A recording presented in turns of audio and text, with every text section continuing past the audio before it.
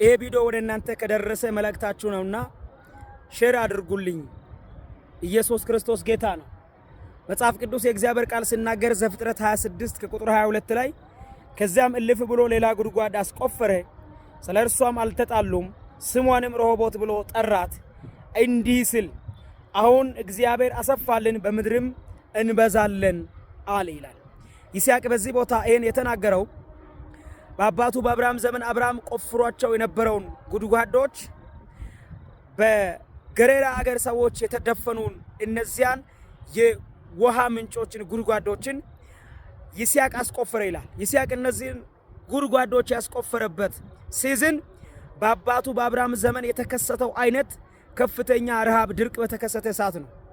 ይስሐቅ አጣብቀኝ ውስጥ ሆኖ ቆፍሮ ያገኘውን ምንጭ የገሬራ አገር ሰዎች ውሃው የኛ ነው ስሉ ተጣሉ፣ ነጠቁት። ሁለተኛም አልፎ ቆፈረ፣ አሁንም መጥቶ ተጣሉት፣ ነጠቁት። ሶስተኛ አልፎ ሲቆፍር የማይጣሉት ማይነጥቁት ህዝብ መጥቶ የከተማ ህዝብ መጥቶ ቢጠጣ ቢቀዳ፣ እንስሶች መጥቶ ቢጠጡ ቢቀዱ የማያልቅ ምንጭ እግዚአብሔር አሳልፎ ሰጠው። ይስሐቅ እንደዚህ አለ፣ ረሆቦት ሆነናል፣ እግዚአብሔር በምድር ላይ ያበዛናል፣ እንበዛለን አለ።